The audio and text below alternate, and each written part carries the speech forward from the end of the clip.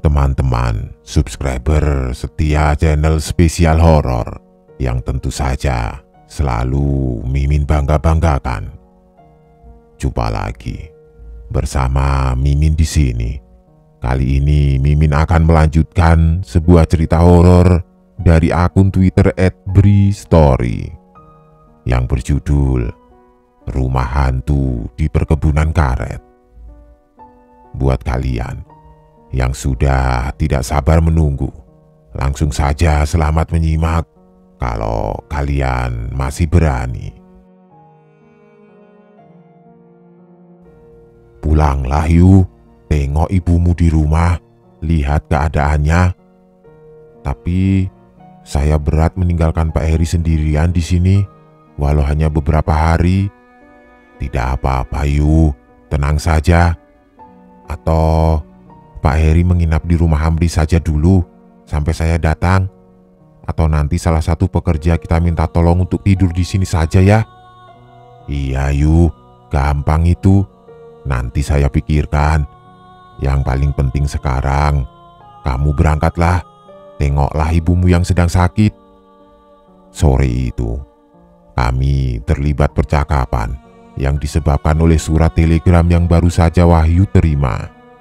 Telegram itu mengabarkan bahwa ibundanya jatuh sakit. Tentu saja, hal ini menimbulkan beban pikiran di dalam diri Wahyu. Aku memaksa dia untuk pulang. Wahyu pun sangat ingin pulang untuk melihat keadaan ibunya. Kebetulan, dia juga sudah lama tidak mudik ke kampung halamannya. Tapi ya itu tadi, Wahyu agak berat meninggalkanku sendirian di perkebunan. Dia khawatir kalau ya begitulah. Benar ya Pak Heri, jangan bermalam di rumah ini sendirian. Iya yuk, tenang saja, jawabku sambil tersenyum. Beberapa saat setelah percakapan, Wahyu langsung bersiap-siap. Sore itu juga dia akan pulang ke kampung halamannya. Ayo Pak, kita bareng ke kota. Pak Heri menginap di rumah Amri saja. Masih saja Wahyu mengkhawatirkanku, padahal dia sudah ada di atas motor siap berangkat. Sudah yuk, berangkatlah. Saya mau mandi dan istirahat dulu. Percayalah, saya akan ke kota nanti selepas maghrib nanti. Ya sudah kalau begitu, saya berangkat dulu ya Pak. Assalamualaikum. Hati-hati yuk. Salam buat keluarga. Waalaikumsalam. Roda motor Wahyu lalu berputar, mengeluarkan suara yang semakin lama semakin menghilang, menjauh dari rumah, menembus pepohonan karet, sampai akhirnya benar-benar menghilang. Akhirnya, sore itu aku sendirian di rumah. Entah sampai kapan Wahyu akan kembali lagi.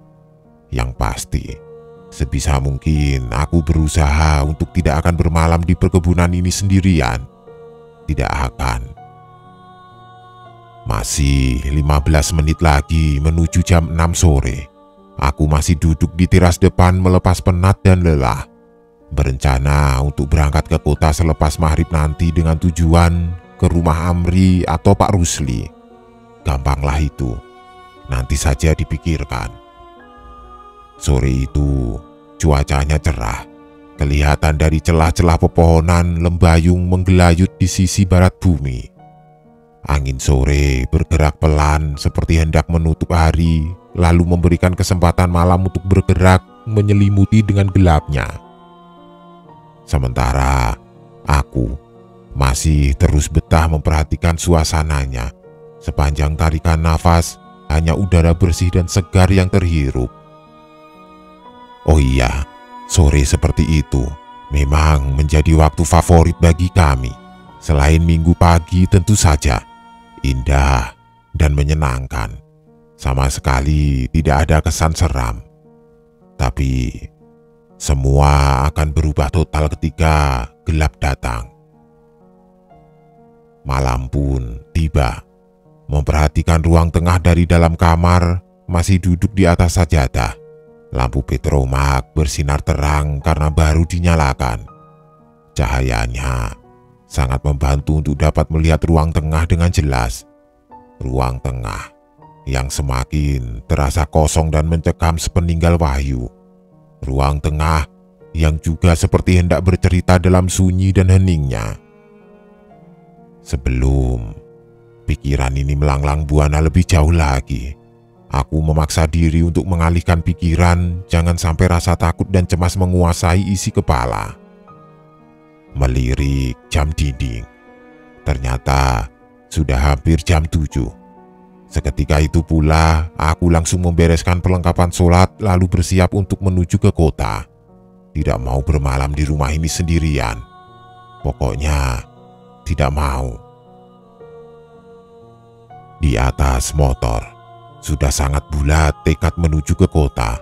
Walaupun belum tahu rumah siapa yang nanti akan dituju, yang penting meninggalkan rumah ini saja dulu. Jam 7:30, ketika aku memutuskan untuk berangkat, hanya membawa baju yang melekat di badan, tidak ada bawaan lain karena esok pagi sudah kembali pulang. Motor, aku pacu dengan kecepatan sedang, menembus menyusuri jantung perkebunan yang sudah gelap total. Udara cukup hangat, cuacanya sangat berbeda dengan sore tadi yang cerah. Malam ini mendung sepertinya jadi pemandangan di langit. Awan tebal menutup nyaris seluruh angkasa. Satu momen yang boleh dibilang jadi momen yang mungkin hanya sedikit orang pernah merasakan, yang memberikan sensasi kecemasan di level yang tidak pernah terbayangkan. Momen ketika menyusuri perkebunan karet pada malam hari yang gelap gulita. Sama sekali tidak ada penerangan. Hanya deru motor yang terdengar, selebihnya hening cekam. Pohon karet berbaris memenuhi sisi kanan kiri jalan seperti hidup memperhatikan. Seandainya mereka memiliki wajah, sepertinya wajah-wajah itu terus mengikuti pergerakanku yang terus melaju. Sensasi yang... sudahlah. Sebisa mungkin, aku juga menghindari melihat kaca spion. Tidak berani untuk melihat ke belakang, takut. Toh, dapat dipastikan kalau tidak ada motor lain mengikuti. Normalnya, perjalanan melewati perkebunan karet memakan waktu kira-kira 30 menit. Setelahnya harus menembus hutan di luar perkebunan selama 30 menit berikutnya.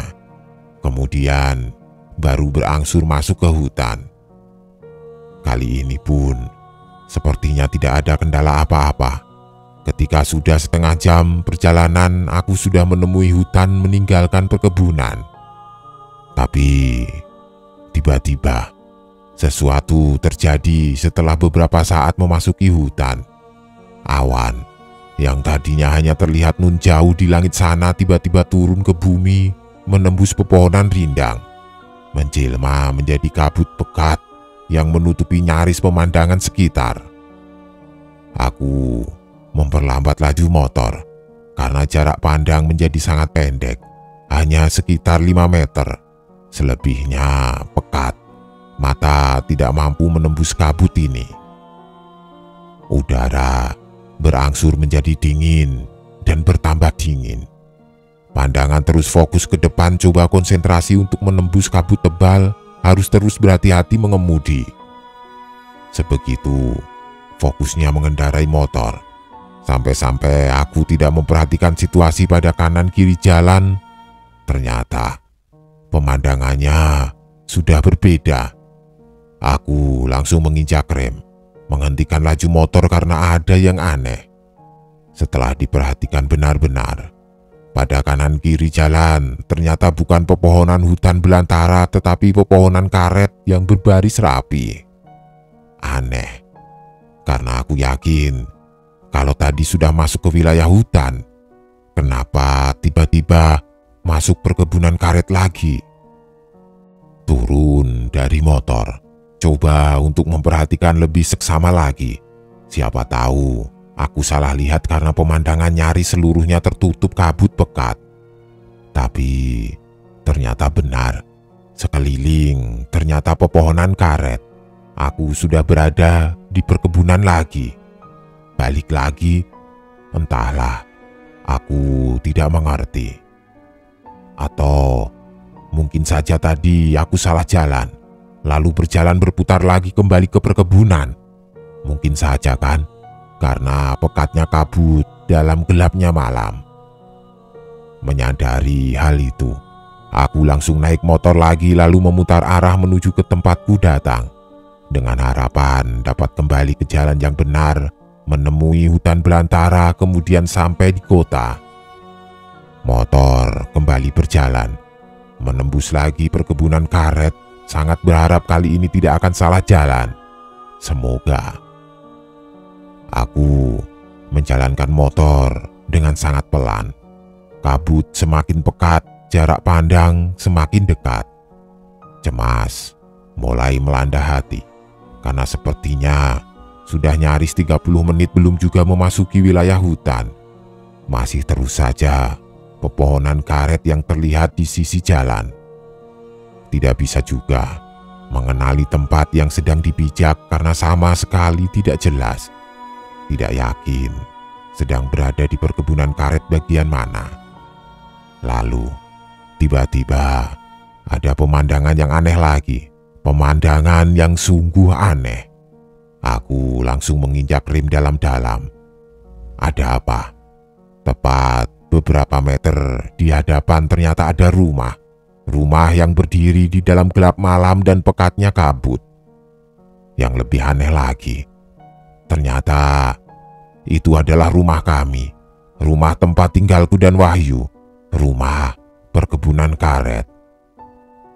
Ternyata aku kembali lagi ke rumah. Kok bisa? Rumah dalam keadaan gelap, sama seperti beberapa jam lalu ketika aku tinggalkan tadi. Bedanya, suasana luar semakin gelap karena nyaris semua bagiannya tertutup kabut pekat. Udara dingin semakin menambah getirnya nyali yang mulai sedikit goyah. Selama sudah beberapa tahun tinggal, kabut sepekat ini sangat jarang kami rasakan dan temui. Bisa dihitung dengan jumlah jari satu tangan. Sementara itu, aku masih diam di atas motor, coba mencerna apa yang baru saja terjadi. Bingung, heran, cemas, takut, semua bercampur jadi satu. Entah apa yang harus dilakukan. Memperhatikan sekeliling, hanya ada sepi dan hening. Sebegitu senyapnya aku sampai dapat mendengar degup jantung sendiri. Degup yang berdetak masih pelan, entah akan jadi seperti apa beberapa saat lagi.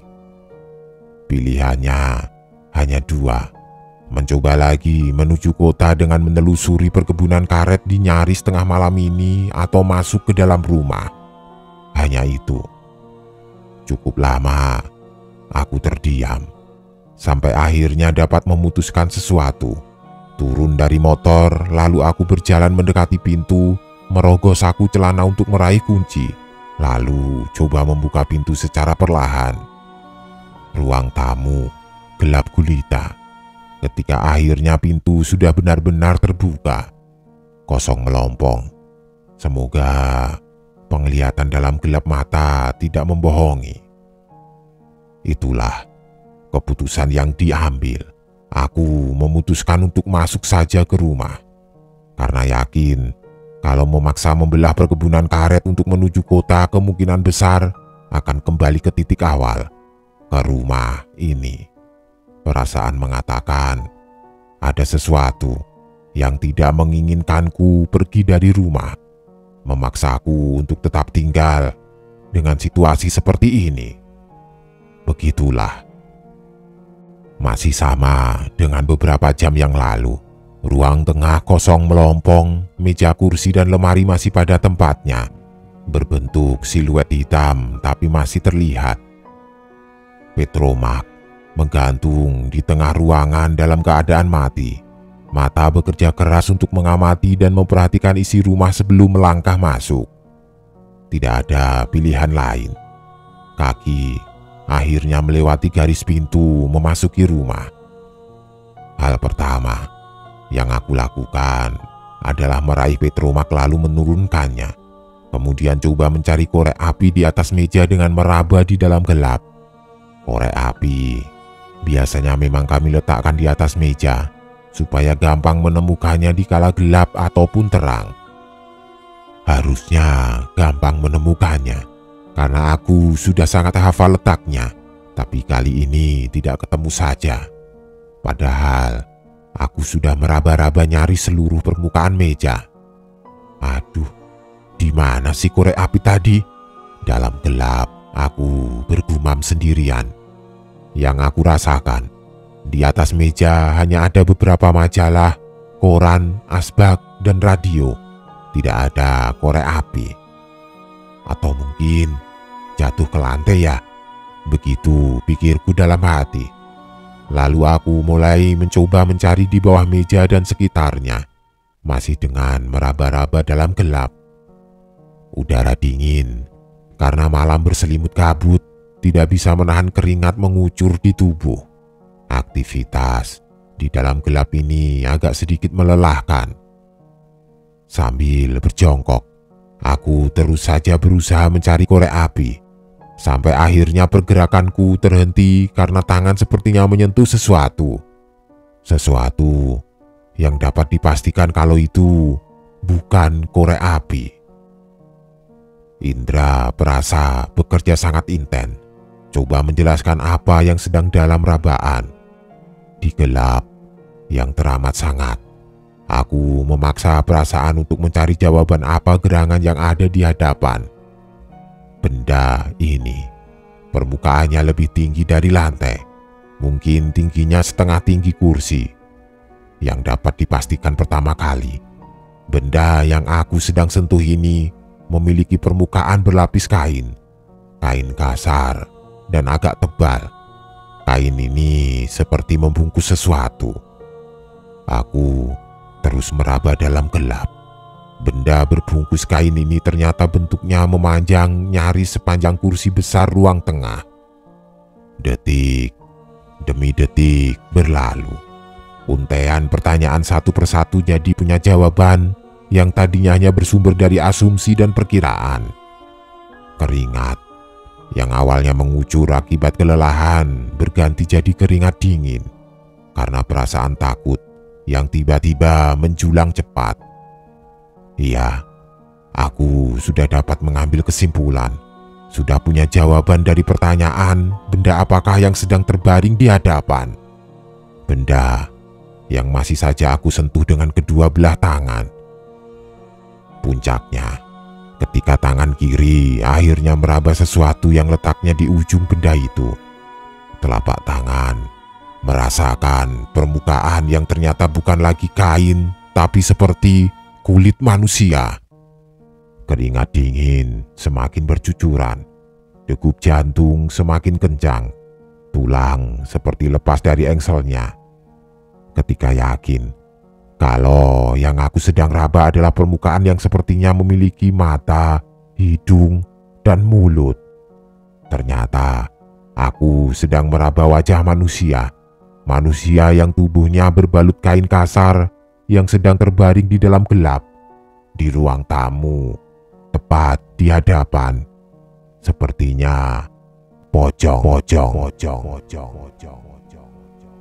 Masih dalam keadaan duduk, perlahan aku mundur menjauh, menggeser tubuh mendekat ke dinding yang ada di belakang.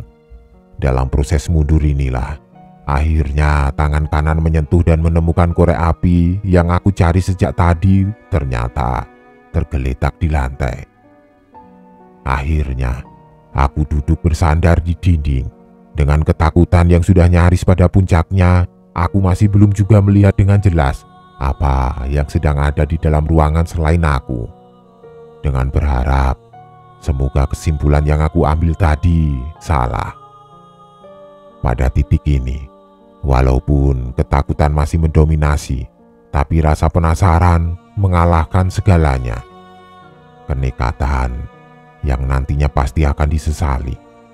Perlahan tapi pasti, aku menyalakan korek api kayu yang ada di genggaman dan korek pun menyala. Serpihan cahaya dari api kecilnya sangat cukup untukku bisa melihat semuanya, melihat pemandangan yang ada di hadapan. Ada pocong dengan kain kafan kusam sedang berbaring di antara kursi panjang dan meja. Sambil ketakutan, aku memperhatikannya dari ujung kaki sampai kepala. Kain bagian wajah terbuka. Dari situ, aku dapat melihat garis mukanya.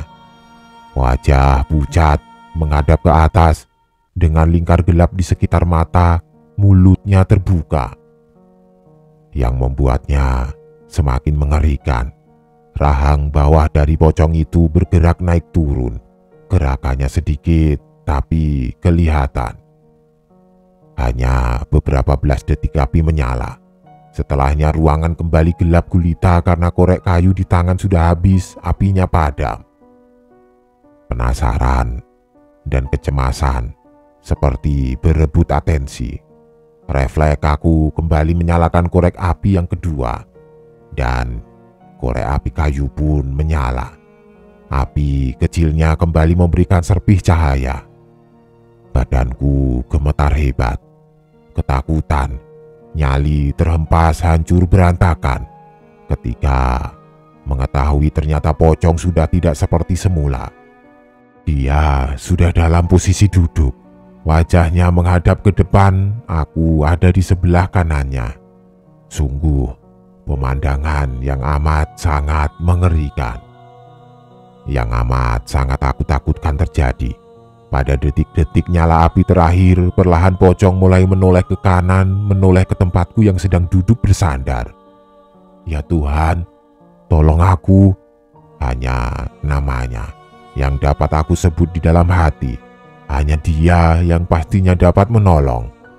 Ketika menyadari kalau tubuh tidak bisa digerakkan sama sekali, tidak bisa melarikan diri. Detik berikutnya, keadaan kembali gelap gulita. Api dari nyala korek padam untuk yang kedua kalinya. Nyaris menangis ketika tanpa hasil, setiap kali coba untuk menggerakkan tubuh tetap tidak bisa. Ketakutan, diambang pingsan. Lalu tiba-tiba, cerek, cerek, cerek. Suara itu tiba-tiba muncul terdengar keras di dalam gelap. Aku menangis pelan, tidak tahu harus berbuat apa. Pasrah.